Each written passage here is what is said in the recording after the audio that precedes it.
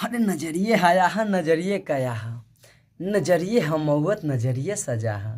नजरिए हया हा नजरिए कया हा, नजरिए हमवत नजरिए सजा हा। नजरिए नजर के नजर से मिलावेला बाबू। ए नजरिए नजर के नजर से मिलावेला, आ नजरिए के मारल केहू बचिए न पावेला।